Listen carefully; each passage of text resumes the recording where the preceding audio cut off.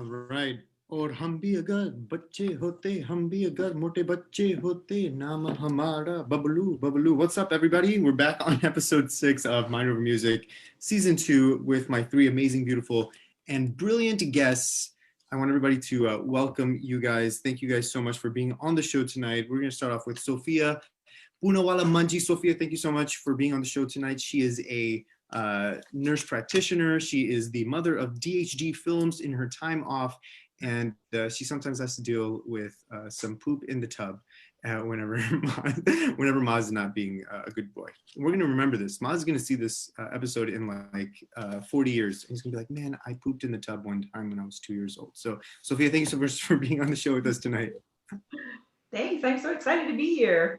Yes, yes, yes. We're going to be talking about all about childhood nutrition. We actually wanted to name it childhood obesity first, and then we decided to get politically correct with it. And so now we're going to do childhood nutrition. Our next guest is also a nurse practitioner. She's brilliant. She just launched her own company called Vital Telehealthcare. And Rashmi Momin, thank you so much for being on the show tonight.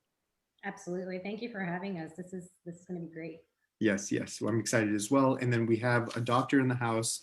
She's our personal Doogie Howser. She decided to wear some makeup today and look super pretty for us. She's a hospitalist, and she's one of the funniest people that I know in the world. She's hilarious. Dr. Rehana Sinisara, thank you so much for being on the show tonight. All right, Baylor reunion.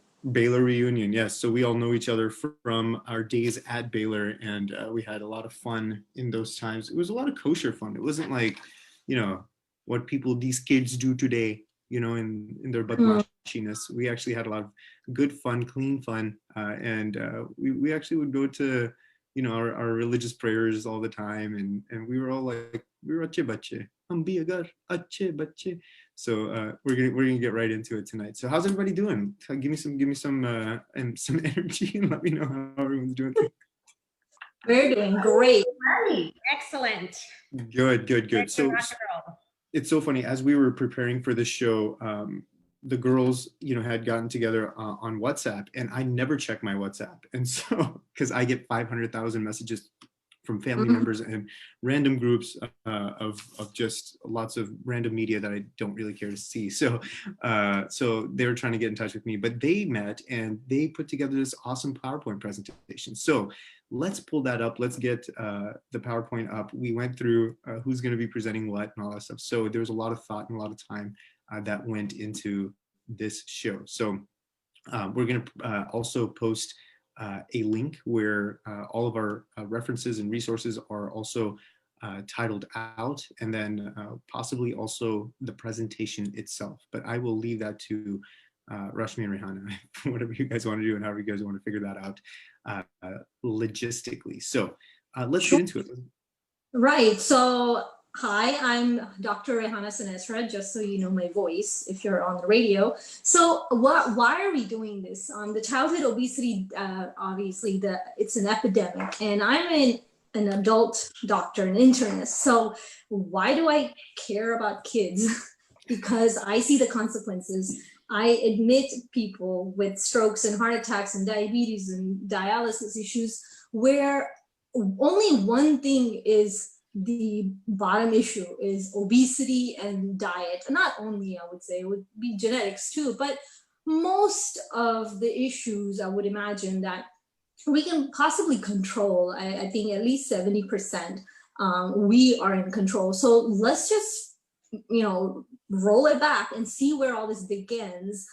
Childhood obesity is where it begins. The habits that we form with our own children is how they end up as adults, right? So what's going on with these kids? Well, in the United States, compared to Asian countries, we are just skyrocketing in the obesity department, and 20% of adolescents are obese, and even up above like 25% as they get older, and then adults maybe 30 to 35%. In certain populations, right, Ali, it just seems that our Asian folks are more inclined to become obese because how our lives used to be. We used to be farmers, laborers, and all of a sudden we come to the Western world and we're sitting at desks all day. And then we're still eating 3 rotis a day because we just got our rotis, right? You know, like I'm just not full yet because I didn't get my roti and rice. But we didn't realize that we had stopped the physical part of it. And then we end up becoming more and more heavy. And then the Hispanics have the same story. Latinos are being affected right and left. No, it's true. And so it's becoming very obvious where we kind of have to change. And yes, genetics is one big thing, but Asians and Hispanics are being affected mostly, but then African Americans, and just the American diet is becoming more and more worldwide. So this epidemic is not only in the United States, right? So the adult prevalence of self-reported obesity, we're looking at adults and how they report, but that's fine.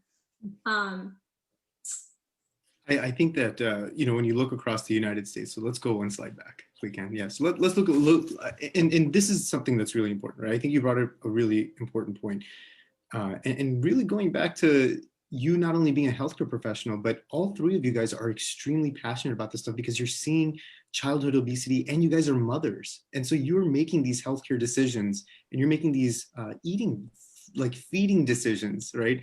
On a moment-to-moment basis, on a meal-to-meal basis. And so, the way that we look at public health, the way that we look at, disease management and disease prevalence, all that stems from, number 1 is the American diet, but 2 is a lack of education of what's really happening in the background. So that's really what I'm excited about, helping you guys present and kind of get out into the world here. And so, we have this map of the United States up, and we talked about certain regions around the United States and lifestyle that's associated with those regions. So why don't we get into this map here of the adult prevalence of self-reported obesity? Right. So, like we said, the adults, and if your parents are obese, then you're more likely to be obese as a child. So let's look at this map. It seems that, the southern states are a little bit more obese, 30 to 35%. Look at our own state of Texas. And then if you look towards Louisiana and then Tennessee and Kentucky, where a little bit, the socioeconomic status is a lot different than California. So, being poor puts you at risk of being obese because of food deserts, where the proper food, vegetables, fresh food is not available. If you go to the HEB on 288 in the third ward or so forth, you will not find the variety that you would get in Sugarland or somewhere where it's a little bit better socioeconomic status. It's just the way it is. It's called a food desert. There's a reason. They just don't have things available. It's all packaged, and Little Debbie cookies or so forth is the staple for a snack. And so you could see that in this map. And then obviously, it seems Colorado has something, the hiking, I guess, I don't know. They're the best in terms of their obesity levels. Well, they're high kings, right? So they know what's up. You look at this map, right, and you see that all the southern states are highly in red. You also attribute that to population healthcare. You look at the education of that population as well, right? Out in the West and the Northeast, in New York and Vermont and Connecticut, where some of our highest education institutions are based as well. You have lower levels of obesity. And so I think, on one side you have public knowledge, public health, kind of tied together. And then you also have socioeconomics that are tied to it as well. So, you look at like the richest states, right? California is bankrupt, but, and it's on fire. But, you look at the companies that are there and the talent that has to, move into that state in order to, sustain their careers and things of that sort. Right. Even like if you have a high school degree and only a high school degree, you're more at risk for obesity just because your education level is not there. Perhaps it's just the amount of, I guess, it's just the way it is. It becomes like this vicious cycle. You're not educated and you get sick and it just gets worse and worse. And it's more and more, it just correlates, unfortunately. Absolutely. Absolutely. And you know, when we look at childhood obesity as it relates to disease states, right? It seems like, as this slide is alluding to, childhood obesity itself is almost like the gateway to every single disease state. So let's talk about that a little bit. Right. So, like I said, I see this as the endpoint of obesity in the hospital, right? I see adults coming with type 2 diabetes. Why? Because they were obese. And it wasn't only their genetic issue, it's because of poor diet. And then what happens from diabetes? You get your eyesight goes, your kidneys go, you're on dialysis, you have a stroke and heart attack. That's all just from diabetes, all rooted in obesity. Then you get high cholesterol. You know, dyslipidemia is just a fancy word for high cholesterol, high triglycerides, and fat in your blood, right? And so that obviously puts you at risk for strokes and heart attack because of the atherosclerosis and the blockage of the vessels, because all that junk gets stuck in your vessels, right? So, and then obesity itself, well, what is it? It's just plain fat under your skin. It's just the fat cells are just piling on because there's so much storage because you just ate too much. So the body doesn't know what to do. It stores it in fat cells. But these fat cells are not stagnant. They do stuff. They make hormones. So then the hormone levels go up. You're at cancer risk. Estrogen goes up. Breast cancer. All different cancers just start popping up. And colon cancer is associated with obesity. Mood disorders. We talked about mental health, right, Ali? Depression. And that is kind of like chicken versus the egg. Okay, you were obese, then you got depressed, or you got depressed and then you ate too much and then you became obese. It just becomes a cycle, right? And then we already talked about heart disease. Who has one of the most highest rates of heart disease in the world? South Asians. Okay, and then how do you tell the diabetes and the risk and the heart disease? The level of your pot belly, you know, your waist circumference. Okay, as your belly grows because of your issue with diet and so forth, it just is directly correlated with the metabolic syndrome is what they call. Okay. Now, reproductive or disorders, right? As a mom, as a woman, I know a lot of women are issues with PCOS, where you have problems with infertility.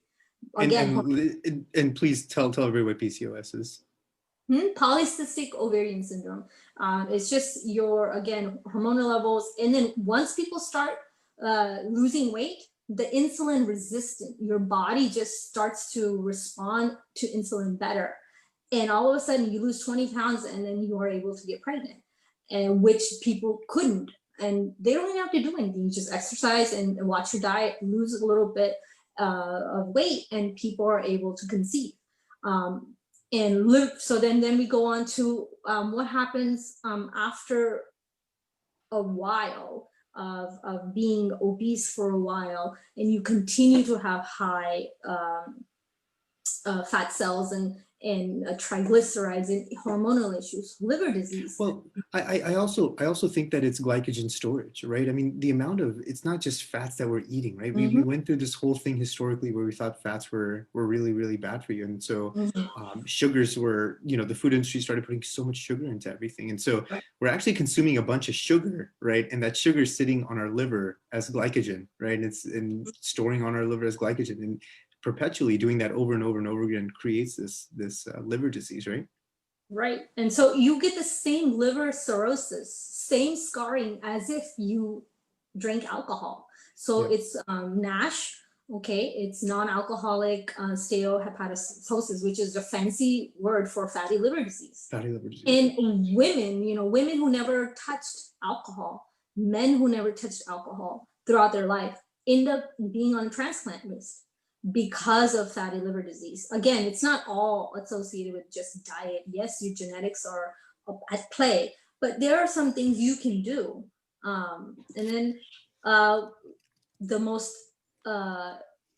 prevalent of the diseases is hypertension, the silent killer, what they call, right? Where your blood pressure just goes up and up and up because of a variety of factors, salt, but the obesity, the weight, is directly correlated. You lose 10 pounds, your blood pressure will go down, and people are able to get off some medicine. So not everything requires medicine. And all of these require medicines, the things I talked about. But doctors are not pushing medicine, right, Radhi? You would. Yeah, I totally agree. And I think a lot of this has started with this knowledge desert, right? It's we have food deserts across the United States, but in our minds we have knowledge deserts, right? Let's start getting into understanding nutrition labels, right? And what's important and what's not, because there's so much information that's out there. Everyone is, there's a new fad diet coming out all the time, right? There's the Miami Beach, the South Beach diet, or the paleo diet or paleo. There's the Atkins diet and things of that sort. So let's get into reading nutrition labels a little bit. What's important and what's not?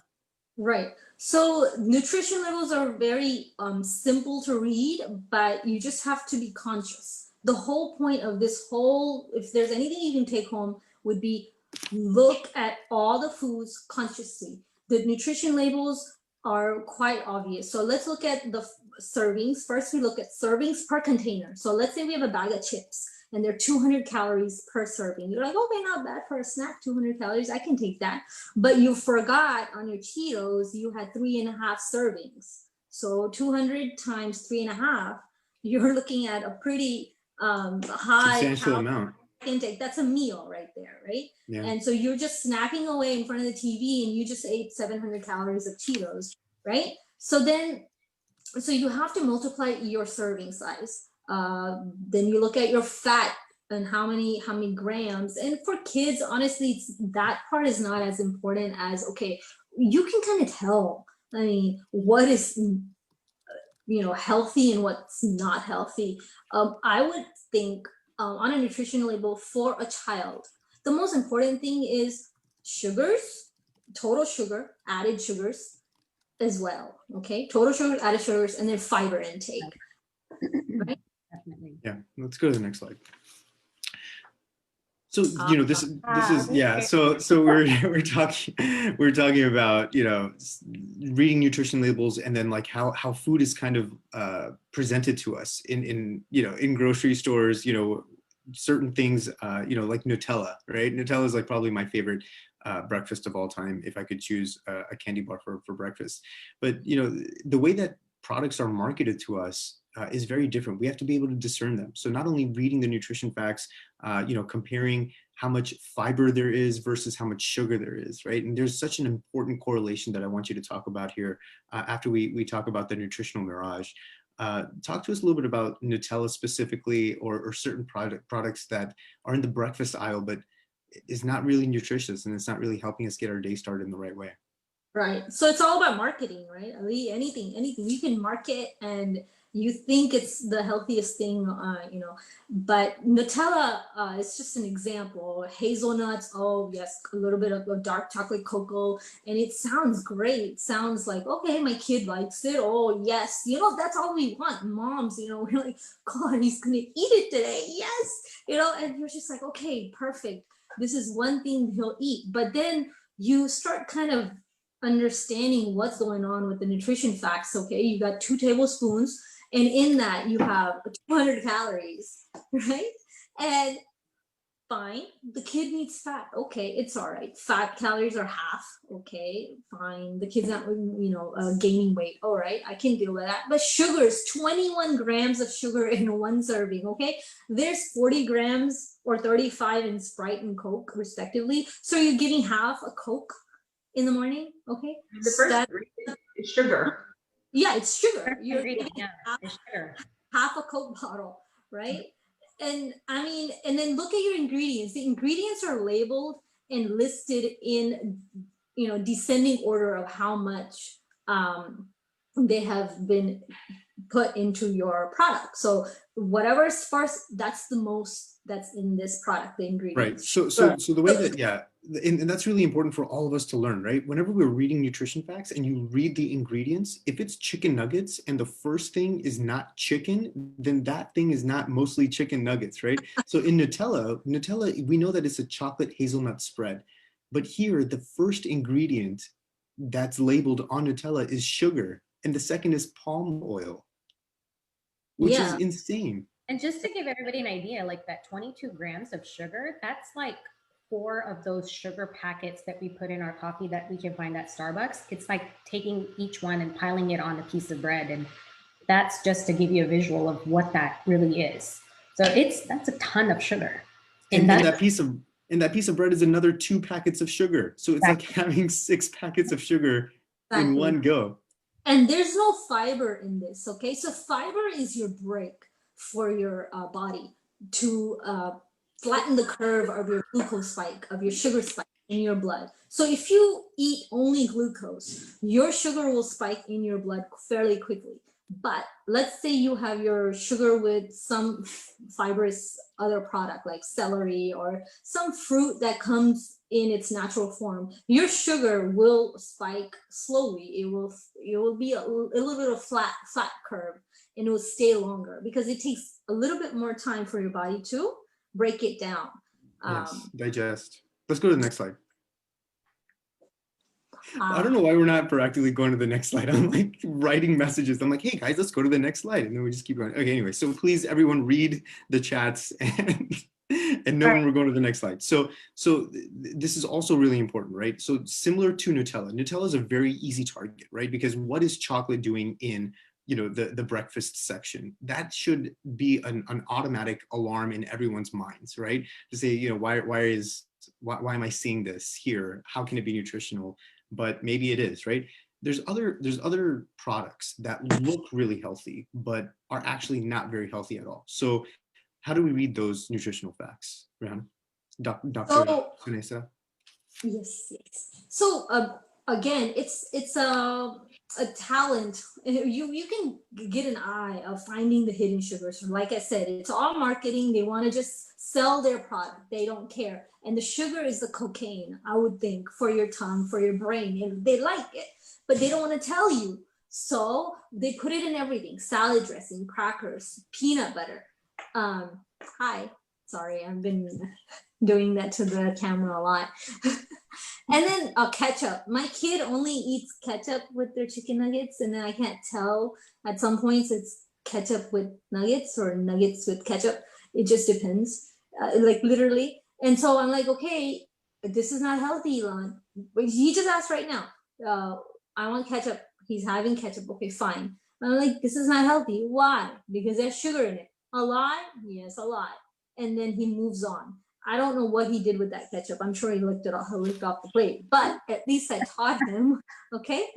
Yeah. Then the spaghetti sauce. Now, this was eye-opening, okay? Did you know Ragu, when they first made their amazing spaghetti sauce, they're like, ooh, this is the perfect recipe. Then they're like, oh, what are we gonna name it?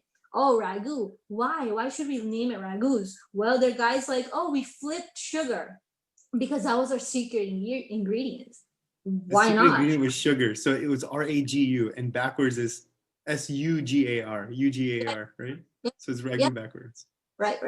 So it was just something I was like, oh, okay, that's pretty bad because the kids don't know. The parents are like, oh man, he's eating it perfect. It has vegetables in it, lovely. You have to think. So, and then another thing, beverages. Gatorade seems so innocent. Ali, whenever it's sport drink, let's just drink it, whatever. And lemonade, oh my goodness, lemonade is like, to me, it's just equivalent to a soda. I wouldn't it's just carbon minus the carbonation, right? And then juice, even natural juices. If you have like 10 oranges in one glass, that's 10 oranges.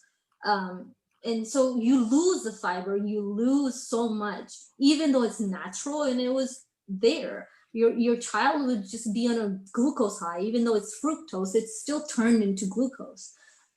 Right? Avoid drinking your calories. That goes for adults too. Ali, if anybody needs weight loss advice, stop all your beverages. Drink plain water. You will survive. I would say that about kids too. Like a lot of times parents will be like, well, my kid plays soccer or this or that, and they're sweating a lot. And, I just want to replace electrolytes. You don't need Gatorade to replace electrolytes. Just plain water is going to hydrate your child just fine.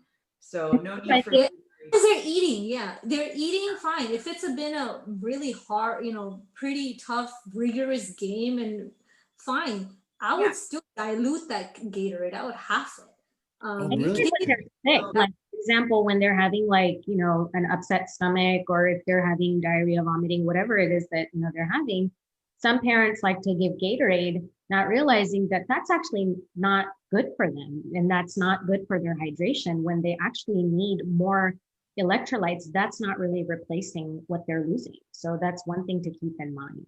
The Yeah, I mean, sugar we look at, in the sports drinks kind of, it just defeats the whole purpose, because that sugar is going to make the diarrhea keep going, and then you're just losing Yeah, it's just a more vicious cycle then. just, you need something with electrolytes, but not the sugar. yeah, no, that's brilliant. That's brilliant. Let's keep going. Next slide. Yeah, and so real quick, as we end that last slide, we saw that it was a naked juice product, right? And it was called Green Machine, and it had 53 grams of sugar in it. And it's presented in a way where it's like, oh, I have all these fruits and all these vegetables, blended together in this amazing little product, and it's going to get me, to It's become organic, healthier. and it must be good. And just the name, simply the name, naked, means not with anything added to it. Just that name itself makes you think, oh, it must be good for me. But 53 grams of sugar, like it has this many apples and this much broccoli and this much. So if you add that up, I don't think anyone could physically eat that much in one sitting, but you can definitely take all that juice down in minutes, no problem. And it says, look, no added sugar, but all the natural sugar from all those fruits and stuff are in there. So yeah. A lot and that's the thing, is like you're talking about 270 calories, and when we look at raw vegetables, right, 270 calories is a lot, right? I mean, you're right, Sophia, you're talking about like bowls and bowls of salads, right? That you can get condensed in a small little 15-ounce drink. And then look at the fiber. Like if fruit vegetables are known to give you fiber, this one has 0 grams. 0 grams of fiber. Yeah, and that's because they take out all the. How's that because even? they juice it. It's not even real. It's not even a real product, right? I mean, it's not even real. You're not getting the benefits of what you would your get. sugar would skyrocket in your blood with this. Like it's just, and then that's how they get that sugar high. I mean, I made the mistake as a mom. Like I would at the beginning when I wasn't really understanding, or like, oh, the kid's not eating, so I would give him little pancakes with a little maple syrup, and the teacher's like, oh, he's a little hyper. Okay, what is he eating? And then I analyze. I'm like, oh my goodness. So just analyzing and consciously looking at what's happening. Yeah. So what should you eat, right? I think that's what's really important. Rehan, you did such a great job in like kind of addressing and talking about the nutrition labels, educating ourselves as consumers, as well as like people who are in charge of our family's health, right? Rashmi, I want to come to you. What should we eat? And let's kind of transition that. Yeah, sure. So, I mean, just to touch on that marketing piece also, it's the fact that, there's $4.6 billion that are spent every year just on child marketing for foods only. And that's only on children. So any ads that you see, they're spending big bucks trying to get you to buy the foods that you should eat. So what should you eat? And how can you kind of filter out all of this nonsense that you're getting fed through these different companies? And there's 4 rules, four rules of thumb that I like to follow. And the first one is you eat what you see. Okay, so always try to shop the perimeter of the grocery store. And most of the time, those are the things that you can eat more readily. So fresh fruits and vegetables, and then you go to the dairy aisle, you can buy your eggs along that side. The yogurts are typically in the perimeter. It's the aisles that you really sort of get lost in. And that's where you need to filter out that noise that's been created by these companies. And with the Federal Trade Commission, they have very little regulation on what is okay and what is not. Sure, there are consequences for false advertisement or misleading advertisement, but it actually comes down to the consumer us as parents to really decide what is good and what is not good. So again, eat the foods that are, that nature intended you to eat the way they are. Shop the perimeter of your grocery store. And then as South Asians, spices, that's huge for us. The power of spices. Spices are like, I have 4 favorite spices that I think really add a lot of value to not just adults, but especially children. First one is cinnamon. I think cinnamon really brings a lot to the table in terms of giving you that natural sweetness. You can put it in things like oatmeal, or if you're giving pancakes here and there, you can add it in that, or you can do it in smoothies, or your haldi wala drink that you may make for your baby. But it's very good. It adds a mild sweetness, and it's good for blood pressure, and it helps with the heart health. Another one is turmeric, haldi. It is so good for you because we all know it has lots of anti-inflammatory properties, and it really does help. Like, I remember, hearing stories from my grandmother and even my mother-in-law, like, if something happened, broken bone, they would put like haldi ka le, and try to heal that. And it really does have a lot of good anti-inflammatory properties. So that's another one. And then another one is ginger. So ginger has a lot of properties to help with digestive cleansing. So if you think about, nausea, vomiting, or diarrhea, this ginger, eating a little bit of ginger and adding that into the kids' diet, it actually helps keep their digestive system pretty clean. And then the last one is garlic. Garlic really helps keep blood pressure low, and it helps keep your arteries really flexible because it keeps your blood flowing really well. So that's another really good one. And all of these spices, think about the last time you used them when you were cooking South Asian food. Pretty much every meal. time, every meal. So yeah. I think our diet in terms of South Asians, it can be very good. It's just how we prepare it and how much we cook the foods and how we make it is really what it comes down to. Yeah, the kiddos get picky with South Asian food, so we have to try and try and try. And you start early. I think that's the key. The mistake I made with my older one is I sort of sheltered him thinking, oh, it's maybe not that good for him to try. But boy, by my second one that I learned, from the minute that she could eat whatever, I try to give her anything and everything that she could tolerate. And she, is, the older one is eating good, but that lesson learned, you feed them early and train them early in terms and don't make assumptions that they won't like it. Yeah, absolutely. So that was a good thing that I did with my son. The only thing I limited was the spice level, and even a little bit of spice, I let him have it so he could be used to it. Right. And he had everything, and that's been really good for us. Right. And that's the tendency, like you think, except for salt, I think, spices should be tried pretty early on. And, of course, the cayenne pepper can have some benefits, but you want to, watch of course, you don't want to load them up and because that can cause things like ulcers. But you want to watch that.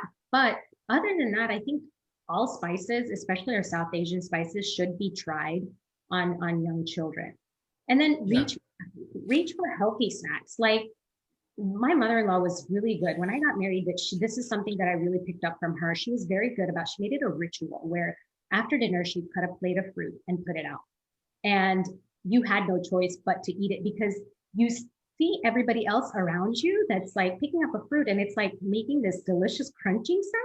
And you're like, oh, let's maybe. That sounds good. Yeah. So you like totally get into that. And I noticed that when she wasn't around, I wasn't doing it. And our fruit consumption was actually lower. So that was one thing that I was like, well, I had to have it cut. Have it cut out of school, just have it pre-cut. It's pre-cut, present it. Yeah, like a variety of fruits there. And it really does make a difference when it's in your face instead of in the fridge. Yeah, how do you guys think, this is just a random question, but how do you guys think that it affects you as an adult when you had pre-cut apples and oranges, and then when you grow up and I don't remember eating a bunch of apples and oranges in college with you guys, you know what I mean?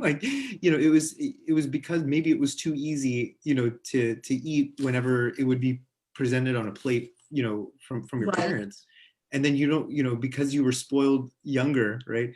How do you kind of like, reconcile that? And I have a follow-up question for Rashmi as well, but how do you guys as parents kind of reconcile that part of it? Or do you just say, hey, one day at a time? Yeah, I think honestly, at this point, the kids are our responsibility in terms of nutrition. And then I think once they're in college, they do what they can.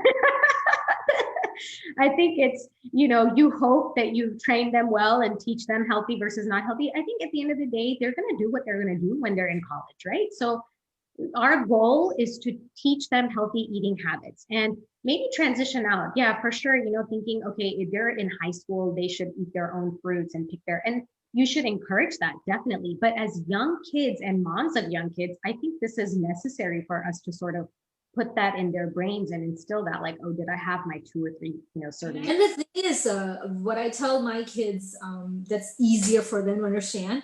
Hey, this is a snack and you need a snack. Okay, let's pick a snack. And they're like, oh, I want goldfish. I'm like, look, any packaged foods, we're not gonna do. Like, it's just unhealthy. Packaged foods is unhealthy. So I teach them that, hey, we should just get apple or banana. Let's not get something that's packaged. And for them, that's more concrete.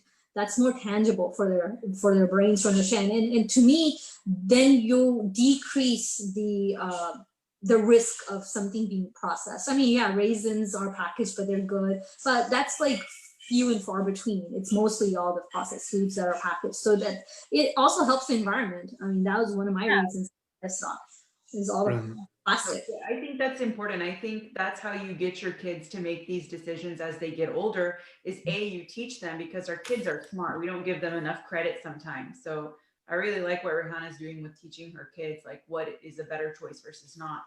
But then also, to expand on what Rashmi was saying, I think as your kids get older, again, I think in our culture, we have a tendency to baby our kids and just want to prepare and hand it to them.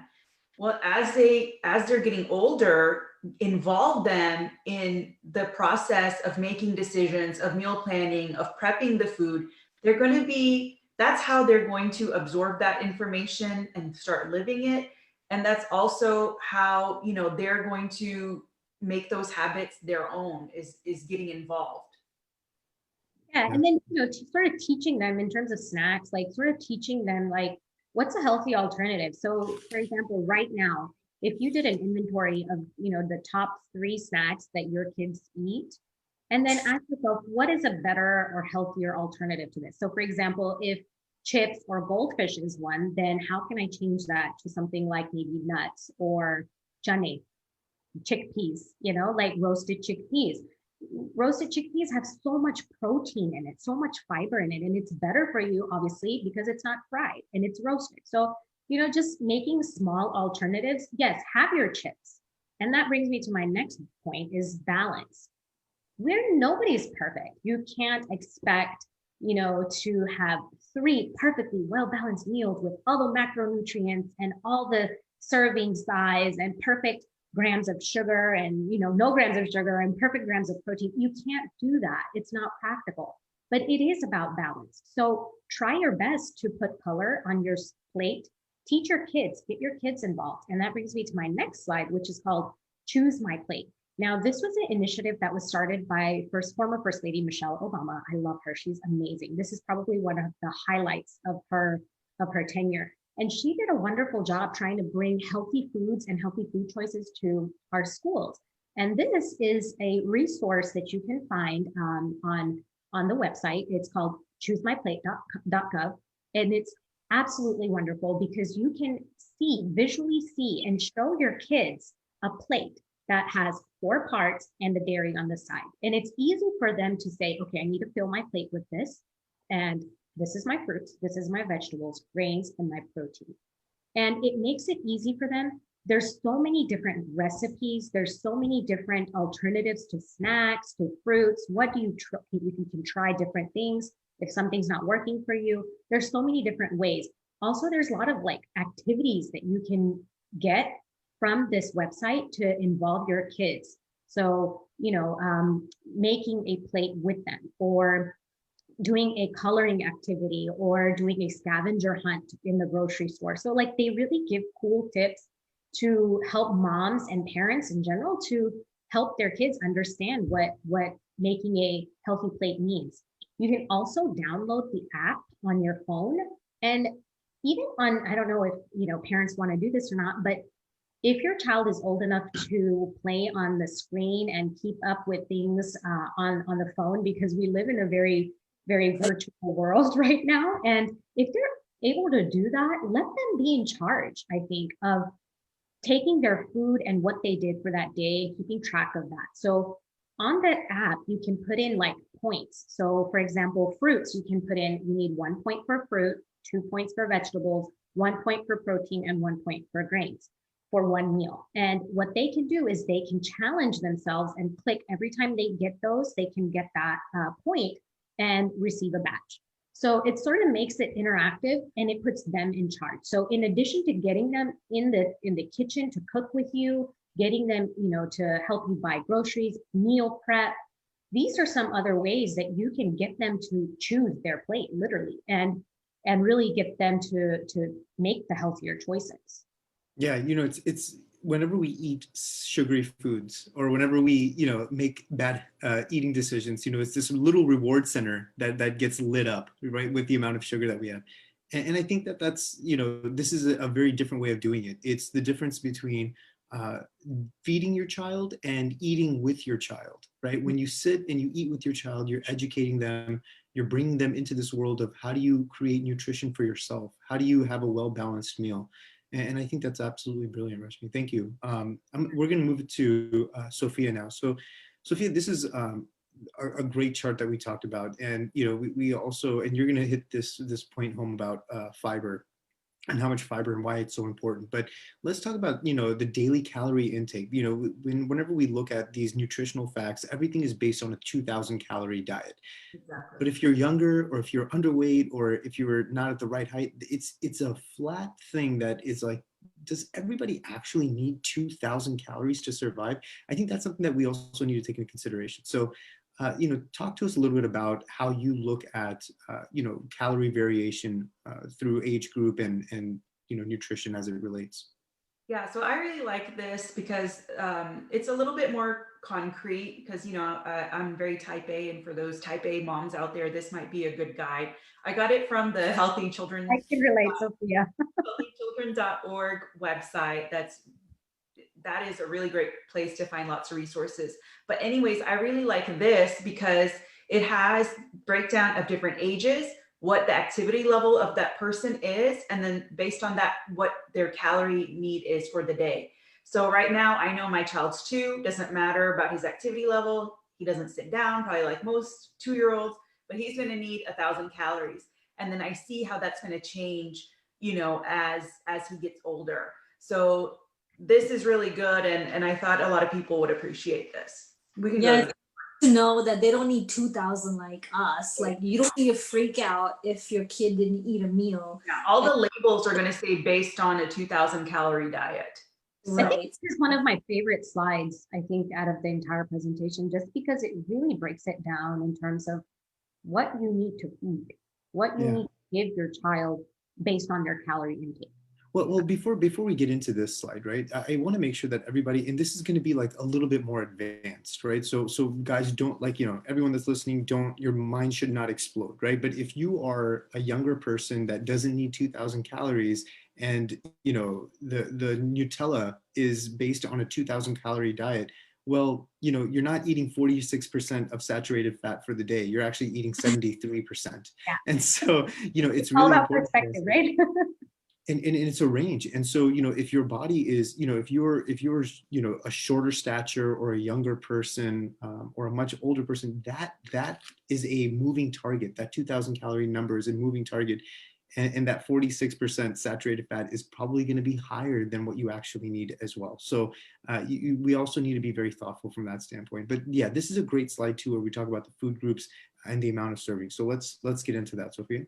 So this graph shows kind of the same thing as the the My Plate, but it once you look at that first chart and then you know how many calories a day you should be consuming based on age or your child's age, etc., you can use this to look at the quantity of each food group. So my 2-year-old needs 1,000 calories a day. So 1 cup of that 1,000 calories should be fruit. 1 cup should be vegetables, etc. So this is another way to really look at it and appreciate the information.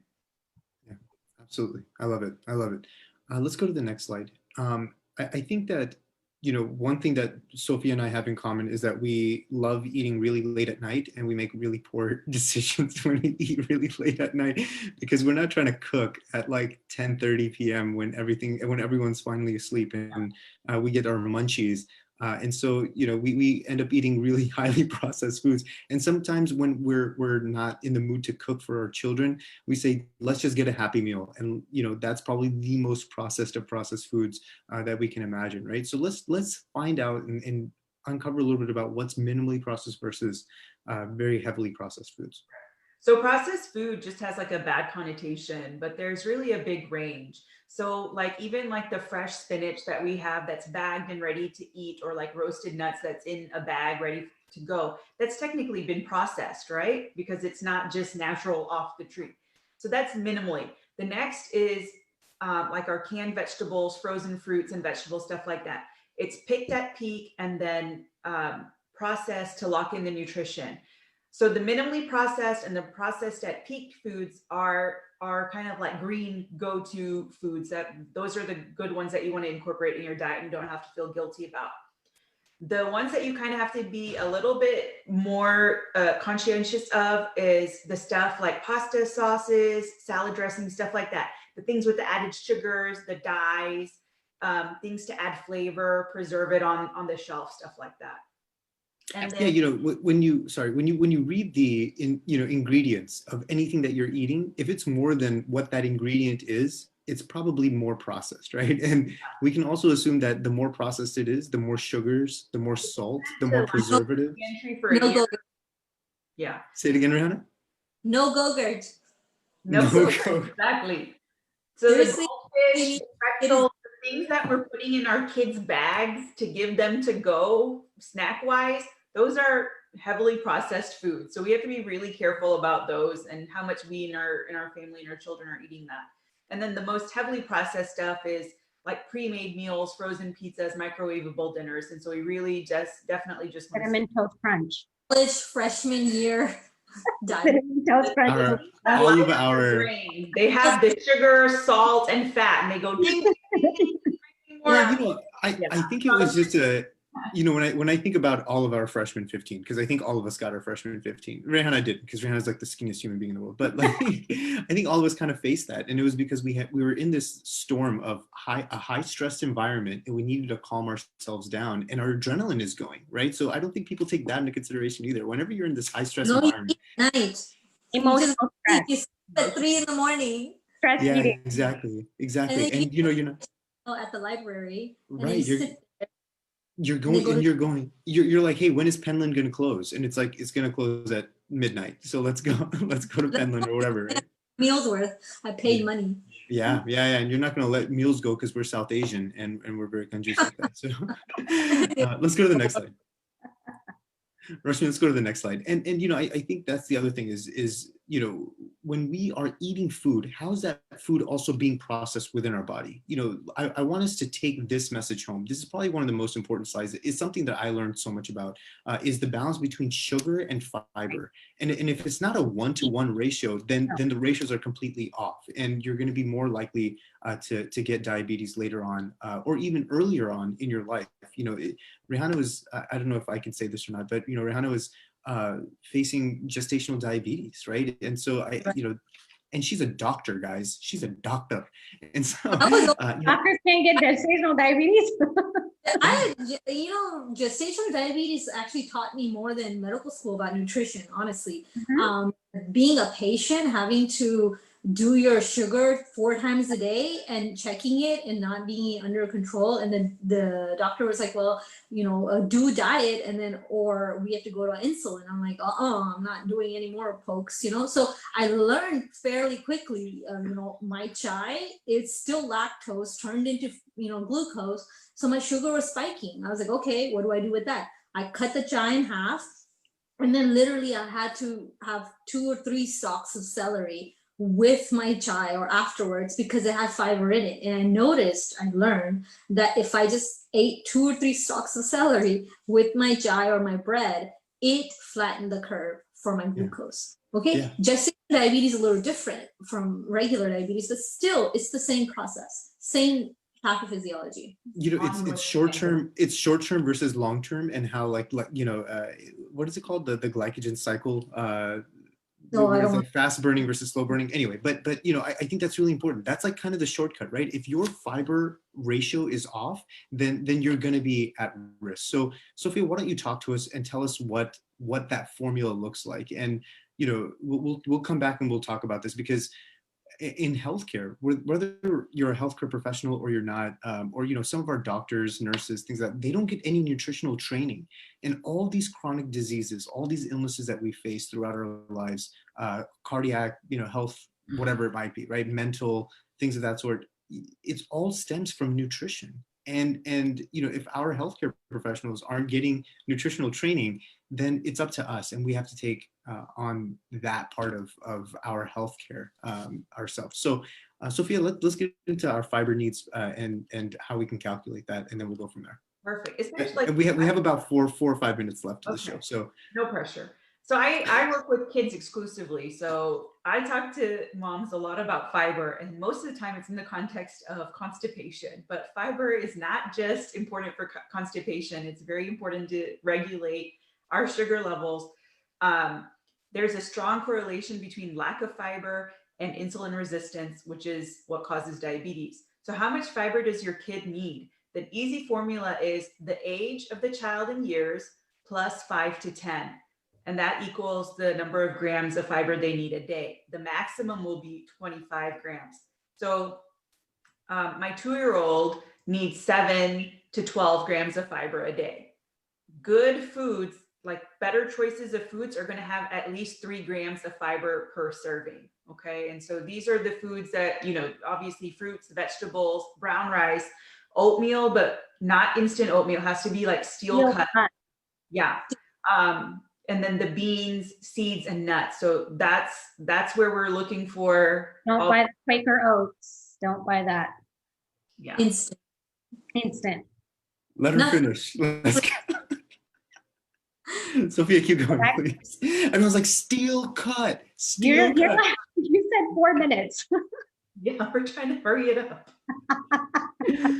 Yes. We can go to the next slide, I think. Yeah, we can go to the next slide. So that's the formula, right? Max 25 grams of fiber per day, right? But take your age and then add 10 to it, right? And you don't want to go about it. But if you're 25, is that correct? So if you go to 25, hold on, let's go back to that. An adult. Just everyone get to 25. And if you're a kid, then you don't have to get to 25. But if you're having constipation problems, get closer to 25. Why not? Just talk to your doctor. How about that? Yeah. Well, a lot of people don't have healthcare insurance. Yeah, even though we don't know much about nutrition, yeah, talk to us.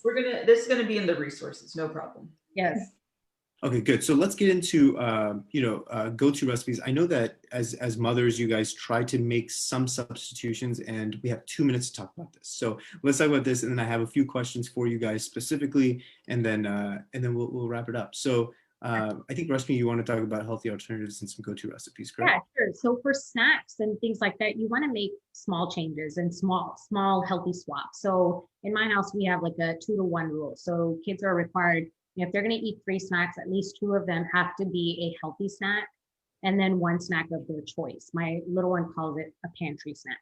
So we know she wants her junk, but she's required to eat at least 2 of her healthy snacks before she can get that. Another alternative is maximizing the veggie intake. Some of us have, at least for me as a mom, had that issue early on where getting veggies in was a little hard, or we were just too busy. We were just always on the go and I needed something quick. So what I did was I made like little veggie roti rolls.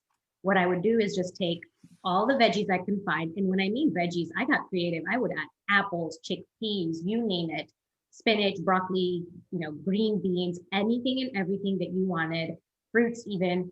And it would make it a little bit sweet, flax seeds, and just blend those veggies, steam them, blend them, add all the spices, including the turmeric, the cinnamon, all of my favorite spices that I talked about earlier, add them, put them and knit the dough with that little puree.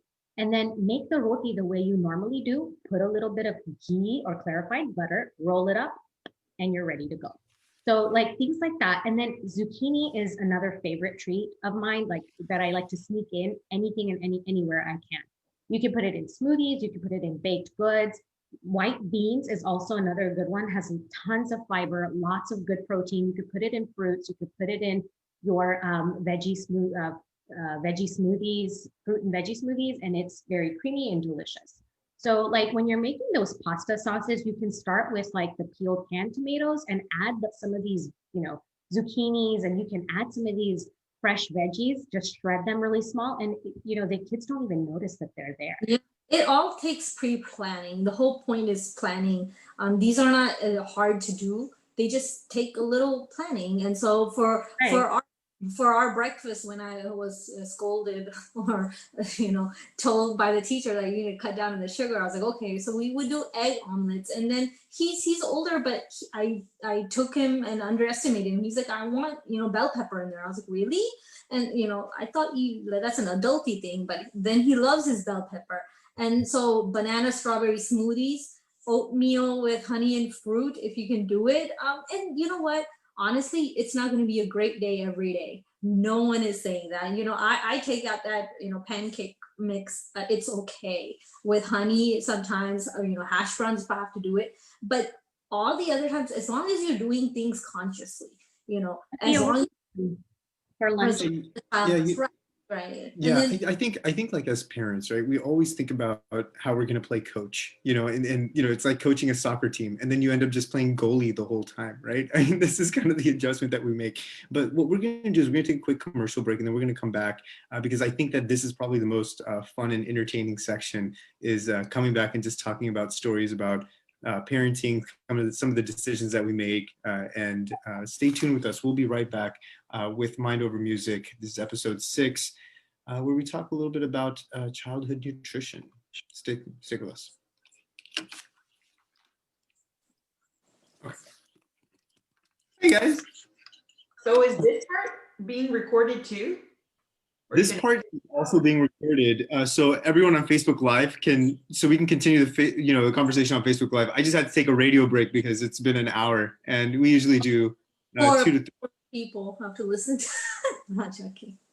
And we didn't have a song break, so maybe like when we come back, we can play like maybe a minute of a song, and then it breaks up the monotony a little bit, and we'll do that. So what's a good song that you guys wanna play? That we can play for everybody. Oh, there's so many. Food related? Yeah, do food related. I think I sent you a list. I always tell Rihanna we should play chocolate lime juice, and she's like, "No, that has nothing to do with chocolate or lime juice." Yeah, that song. Sorry. What song? Rashmi, tell me. No, that song. I sent you a couple of a list, Ali. You sent me a list? I don't even know where my phones are. Rihanna, you're not reading the chats. Are you reading the chats? Oh, not anymore. Yeah. I kind of stopped too, Ali. No, I should have, but it's okay. No, there was this duplicate song by Shah Rukh Khan, and he's like, the other one, the one where he's in the kitchen, dal gal gayi. There's one batata vada. There's another one from Jadna. मैं तो रास्ते से जा रहा था भेलपुरी का आलू चाट. Waji wa. रास्ते से जा रहा था. Do that one. रास्ते से जा रहा था. Ice cream खा रहा था. तुझको मिर्ची लगी तो. This is live, right? And recorded. So make True. Rihanna getting real comfortable, huh, Rihanna? I have no shame in the game. It's okay. It's all good. All right. I can't see the gallery, but yeah. Well, today, Was this a lunch idea yours, Sophia, or was that Rihanna? fine. Fried rice? Who does that? You guys, who did it? Rihanna? I do that. Leftover in the The morning leftover rice with the, okay. with salt and Turmeric. honey. It just, I mean, I think all parents would love to do everything that's written on this. It's Yeah. just when you all We this don't do everything that's written on this, right? Like it's when you do all the work and the kid rejects it, I'm like, oh my god, it's Thank you very so much. all heartening. this roti. Oh yeah, for sure.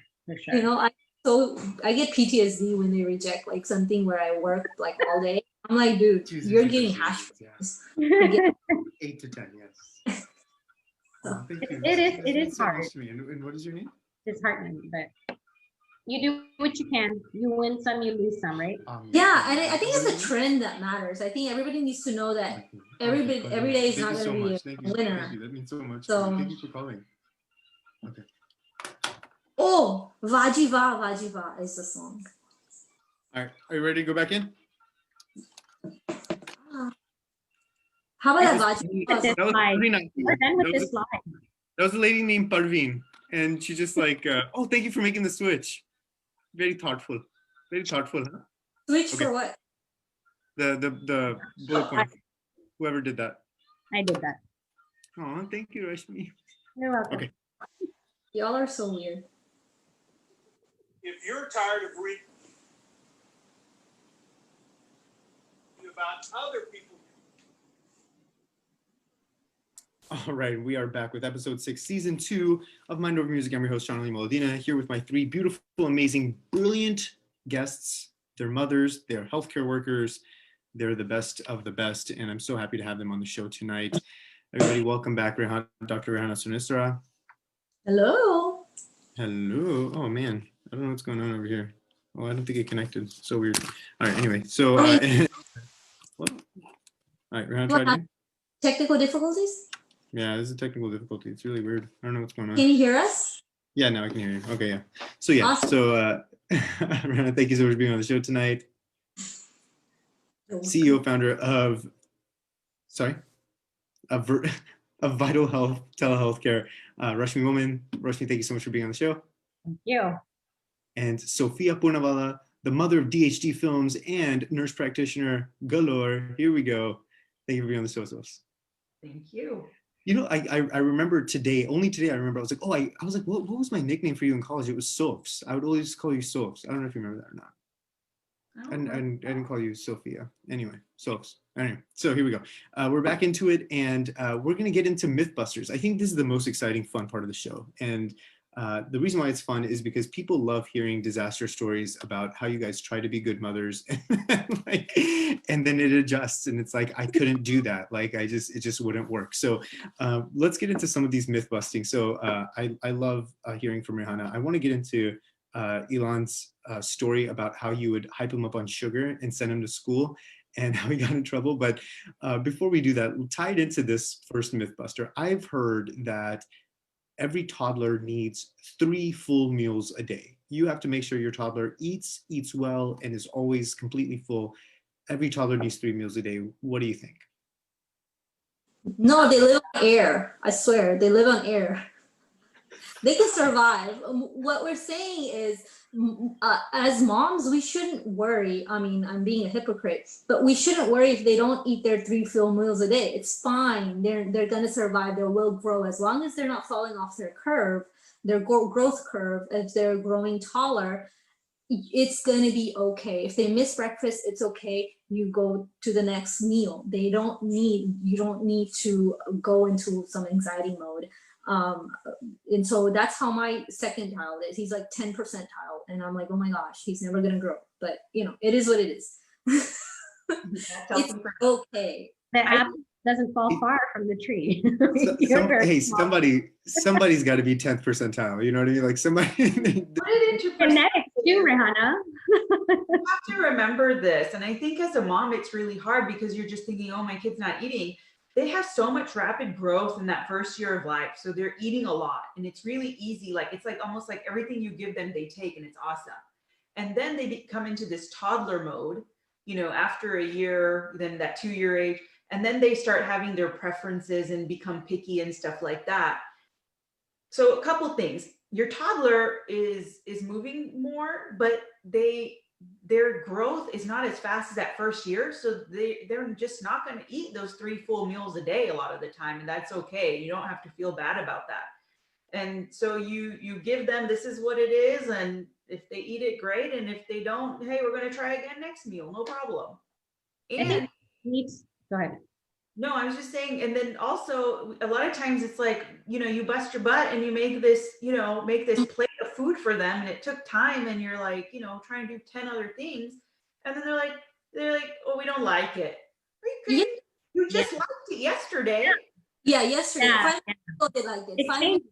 For sure. Yeah, as a mom, that was my issue too. Like I would, spend so much time and then talking to other moms, even Pinterest, to look up ideas for picky eaters, trying to make this delicious plate, that needs to be on Instagram, but they wouldn't eat it. And it drove me nuts.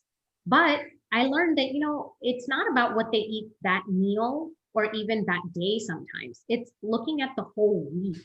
If you think they've eaten well balanced meal for the week, that's really all that you can sort of put out there for them. We all have our bad days. We all have our good days. And as moms, just do your best, really. Keep it simple, keep it easy, and don't stress, don't fret. It took me 2 kids to learn that. So the first one really drove me nuts. Yeah, my kid had nuggets today because he rejected my homemade chicken and roti. So he went some. And you don't have to be a good cook because they don't know the difference. All right, so choosing foods. Oh boy, but they do. They do, yeah. They have their preferences. Choosing foods that are gluten-free will help you eat healthier. Talk to me about that, Rihanna. Oh, that's so popular and trendy. It must be good for me. But honestly, gluten-free foods is a prescription. Okay, it's not a fad. For people who have celiac disease, where they have an inflammatory condition where the gluten is causing them inflammation in their body and their stomach hurts or they feel bad and they're vomiting, that's the right prescription. But if you're just, normal Joe and Jane walking down in Whole Foods, you should not be looking for gluten-free. It's okay. You can have normal foods, fresh foods. That's all you need to care about. Fresh foods, vegetables, unprocessed, because you will lose minerals and vitamins if you continue to go after this fad.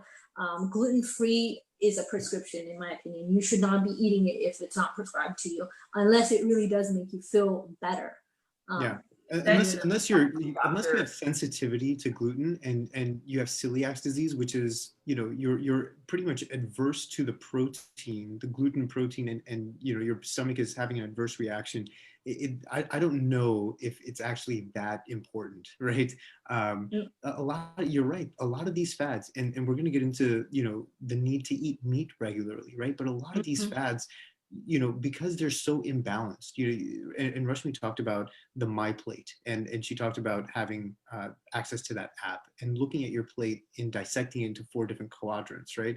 And you see that and you're like, okay, well, the South Beach diet tells me I need to eat nothing but protein and avoid carbs altogether and all that stuff. Well, you're right, Rihanna, you're going to be, nutrient deficient in one way or the other because you're stacking up so much on one side of that plate.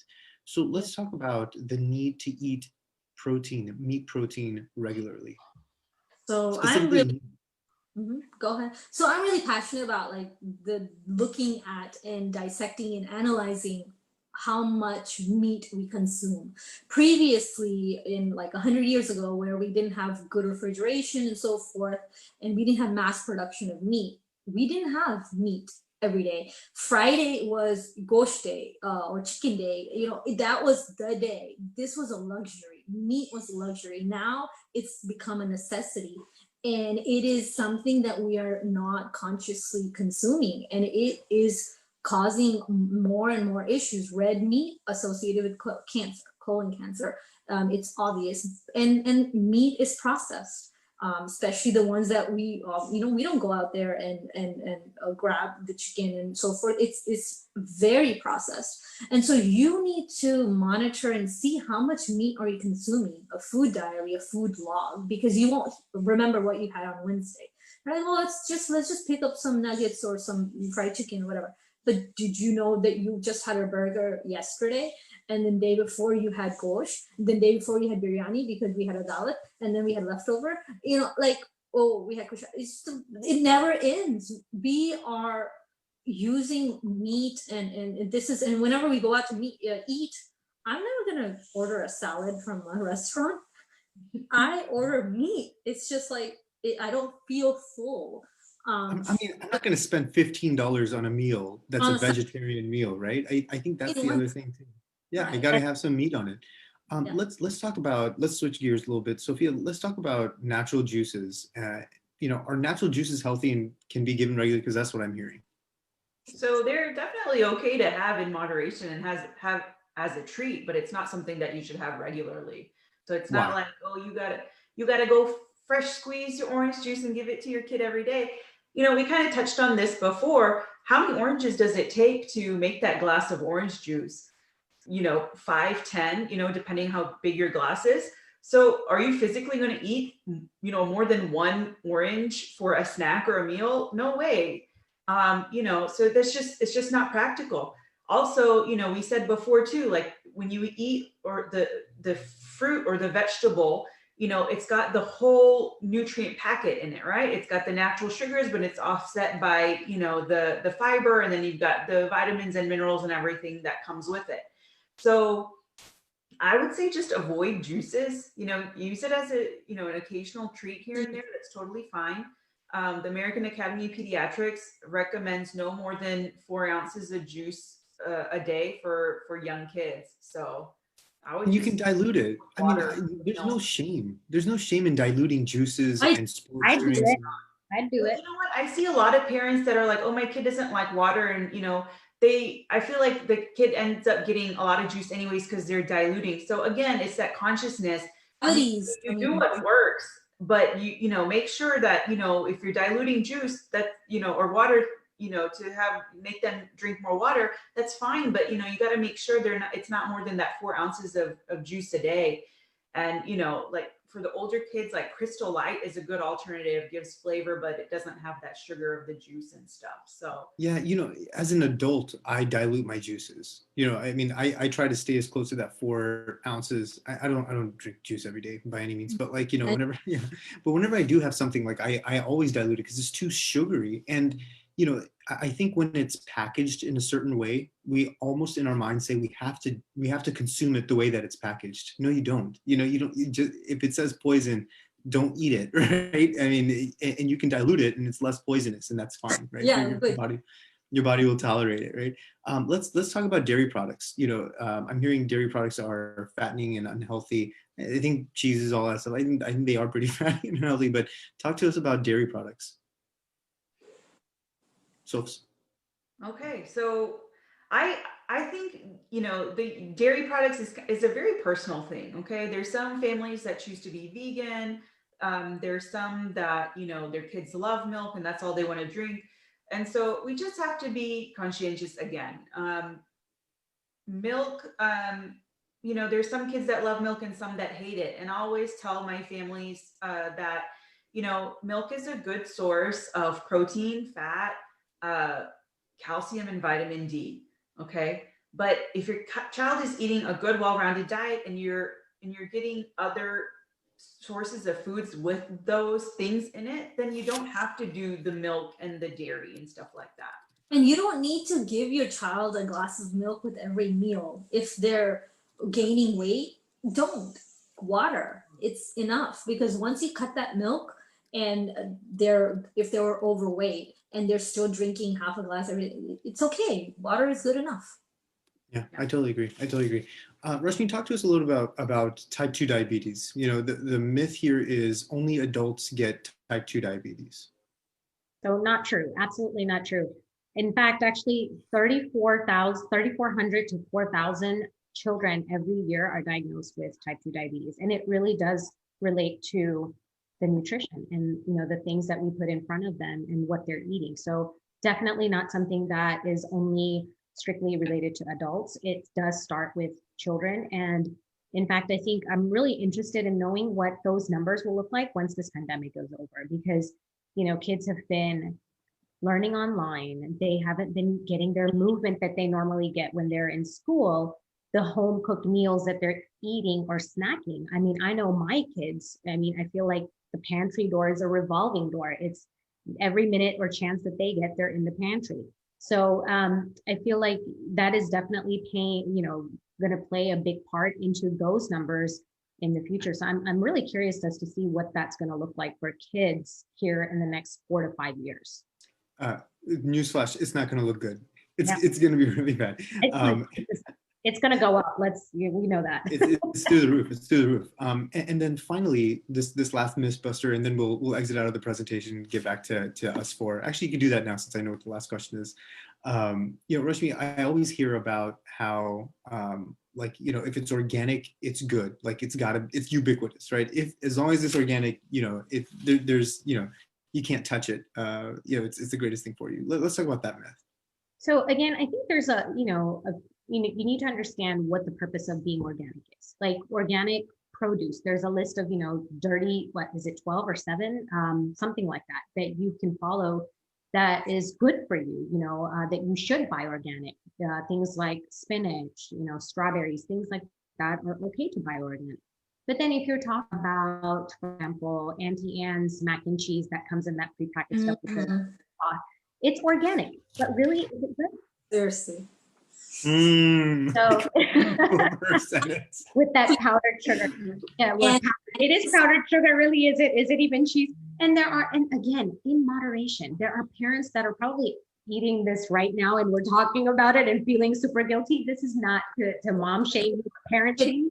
It really is about moderation.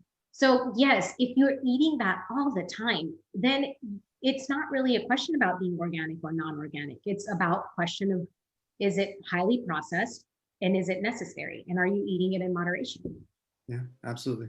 I want to take this moment to thank you guys so much for your time. I'm going to have one last question for you guys before we wrap this up. And that is, we talked a little bit about the guilt that and the shame that comes with being a mother or father, but, being like the head of nutrition, right, at the house, and trying to make healthy decisions with limited time, with limited resources, and going out of your mind. I mean, it is, you have no personal time to yourself. When you're a parent, that's like the hardest job in the world. And then you have to balance everything else on top of that. Let's talk a little bit about helicopter parenting. I think that was a really important part of our discussion yesterday as we were preparing for this show today. And it was, we used to see so many kids. We used to be out there. We used to be walking to school, and we used to play outside in the yard and with our neighbors and all that stuff. And with the pandemic hitting, we can't really play with our neighbors. But, if you see a kid walking to school, you want to call Child Protective Services on that parent, saying, what is this parent? Why is this kid walking to school? And we don't just, our children don't get that movement, and then they're stuck to their screens. And then we say, oh, this is bad for them. This is bad for their brain, their eyes, so much information coming to them. There's childhood obesity, there's quality of life and depression that they're going through.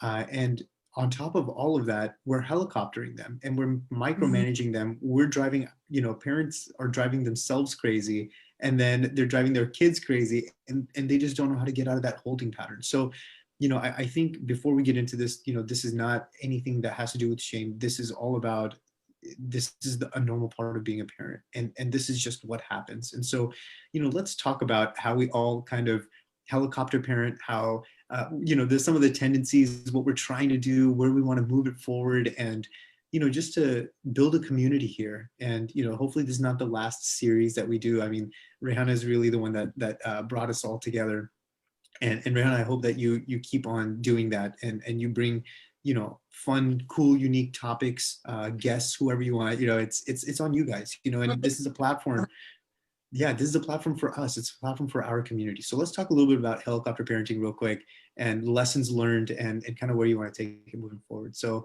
Rashmi, you ended the last one, so I'll start with you and we'll go to Sophia and then Rihanna. Sure. So I think, we had a really fruitful conversation yesterday with respect to this, as Ali said. And I think it's very different it's a different world that we're living in. And as parents, I think me growing up versus the way my kids are growing up, yes, I think my parents were not as knowledgeable about certain things. We are, but I think the knowledge has come with the fear, and it's sort of a give and take, and that fear is instilled in us as parents because we know so much. We fear this, we fear that, and then we sort of in turn subconsciously instill that fear in our kids. So like hearing a story about a little girl or a little boy, being snatched from their front yard, like I don't know if you guys have heard that, but I've seen that, I've read about it, and it just like I cringe, and it makes me really nervous when I hear those things. So as a mom, I am trying to like protect my kids and not do that. And so I want to be there every second, every minute, watching over them, making sure that, oh, to make sure you don't fall, oh, don't jump, oh, don't do this. And then I have to step back and I have to like remind myself that they are kids. They are going to make mistakes. They're going to fall. They're going to do what they're going to do. Yes, it is our job to train them to eat healthy, but when they're in college, they're going to pack those, 15 pounds or whatnot. But, we give them the tools that they need and then sort of let them go. And I think as a mom, there's that guilt, if they happen to have an accident that was preventable, there's definitely that guilt. And I think every mom can relate to that. But there's also that whole idea that, I did my best. And at the end of the day, I think if every mom can, or dad can realize like, hey, we did our best and sleep with that, I think it should end there. And that's all, I think. Yeah, I agree. You have a brand new telehealth company that you launched. You're a nurse practitioner. Why don't you tell us about that and where people can reach out to you? Yay. So Vital Telecare is a healthcare company that offers virtual appointments and online solutions to patients that need affordable, convenient care. We see patients with chronic conditions such as diabetes and high blood pressure, as well as acute illnesses or short-term illnesses like a common cold or a flu. So not only is it fast and convenient, it's affordable, but it's also awesome because you don't really lose the quality. You'll see me. Yeah. And you're an incredible VitalTelecare.com. VitalTelecare.com. And Yes. that's the thing is like, to have access to you, and you're so knowledgeable and you're so empathetic and you care. Thank A lot of you. people, when we were going through this whole Obamacare situation, the one question that everyone was asking is, can I still see my doctor? And so it's really important to find a good healthcare professional that you can connect with. And I can't recommend Rashmi enough. So Vital Healthcare, what is it? VitalHealthcare.com? Vital Telecare. Vital Telecare. Okay, good. So, and we'll put that in our notes as well for the show, so everyone can access you. Absolutely. Awesome. Sophia, tell us a little bit about helicopter parenting and the lessons learned. Yeah, it's hard, and it's funny. I'm seeing in me and my husband, our dynamic is so different. I'm actually the one that says, yeah, they're going to get hurt, they're going to fall, it's okay, Maz is going to be fine. And Shazad's really like, oh my gosh, like we need to watch him this and that, and it's hard. And he's only 2, so I have a lot to learn in that regard as he continues to grow up. But I remember when I was a kid, one of the best things, the proudest moments I had was when my mom said, yeah, go ahead, no problem, I trust you. And as a teenager, that just blew my mind. And it just made me respect my mom even more. Okay. So I think that's a goal, as your child gets older, to have that relationship where you can both learn to respect each other. And it's hard to let go. And it's hard to let them ride their bike down the sidewalk because the road is right there. But, the how proud they feel doing, meeting their milestones and accomplishing things and being independent. It's really important. So just keep that in mind. And yeah, I mean, as long as you are doing the best you can and your kid is just healthy and happy and loved, that is the best thing you can do for your kid. And that's what matters the most. I love it. I love it. And sometimes we lose sight of that, but to have an amazing parent, to have, I love your mom. Like, tell her I said young that. And Yes, please. yeah, she's incredible. And I think that, these are the moments, right? These are the moments that we use to develop ourselves as well as our families and our children. And so, Rehan, I want to come to you. Talk to us a little bit about helicopter parenting, lessons learned, and we're all out here trying our best, right? Oh, this is my funny story about helicopter parenting. So my kids love like popsicles. You know those plastic long ones? And then I eat them every day. Yeah. So I give them, it's like here during the summer when they were home and I was going crazy with COVID. So, but then they're like, oh, Mama, cut the plastic. So I was with the scissors walking around the backyard. I'm like, wait up. My parents never did this for me. They never cut the plastic off every time I took a bite. Ridiculous. I was like, figure it out. Push this thing up. You can figure out that the ice is gonna go up and you can eat this thing. And it just blew my mind. I was like, oh my God, this is 2020 and I'm doing this micromanaging, helicopter parenting, smothering popsicle session here. What is this? And so I had to consciously step back. I'm like, what am I doing? And so I still make mistakes. I'm still walking around. Hey, so do you need anything? Do you want a pop? Right. Do you want an orange? Like, let them tell you they're hungry. Like, let them. And so Anif is different from me. Anif is very hands off. My husband, he's very hands off. He's like, cool, it's all good. I'm like, hey, like I'm just like all the time. And so I know what the problem is, but I can't help it. And so it's my issue. And I think it's a lot of moms' issues. But the popsicle story just blew. I was like, what's wrong with me? But I think a lot of moms do this. Can I open this for you? Right. Do you want more? Like, whatever. They'll ask. But I think whatever, but I'm hypocritical. So, hey. I mean, it is a lot about, and I think that we're moving into a society that's much more empathetic, and we're all like wanting to make sure that, we're not, a-holes, because we have all the resources. And so along with the resources, we feel a responsibility to do everything that we can for our kids. And sometimes that means that we're smothering, right? And sometimes that means that, hey, I should be able to do more. And I think that also comes through with, the South Asian culture. Being a part of, the South Asian culture, and we have meritocracy and all these other things that are, going through our minds. We're stuck with, hey, if you're not overachieving in every single category, you're not good enough, right? I think that's the other challenge. And I think that we need to address that and take that bull by the horns, because what's happening is, along the byproduct, right? Just like the byproduct of obesity is, cardiovascular cancer, liver disease, things of that sort. The byproduct of helicopter parenting being so stressful and meritocratic is mental breakdown, is mental issues, right? And with parenthood, Ali, I'll be honest with you, is not overachieving. It's surviving. But keep your head above water and you're good. The kid is happy, healthy, and safe. Yeah. That's good enough. And honestly, good enough is not the best. I don't like that term, but in parenting, sometimes it's good and it's okay. Agreed. I think that, a lot of times, all too often in every aspect of our lives, we let perfection get in the way of good. And when you're trying to get perfect, you'll never get there. It's as long as it's good, who knows? Like, Rashmi said, they can go to college and get in some really big trouble, and who cares? You know what I mean? Like, everything that you did for 15 years or 18 years didn't make any sense, or so, right? So, we raise in the right way and we do everything that we possibly can. We came out okay, and, our parents didn't make the best decisions all the time, right? And we were resilient, and it worked out. So, I want to thank you three so much for being on the show tonight. I hope we can do it again. I think everybody enjoyed it. It was some good content, and I love you guys. This is so much fun, and I hope that we continue doing these programs.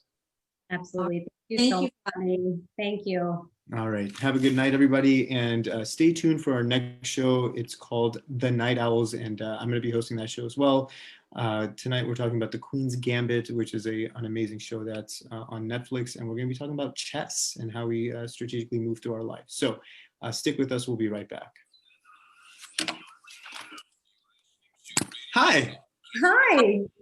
That took an hour and a half. How come it's not?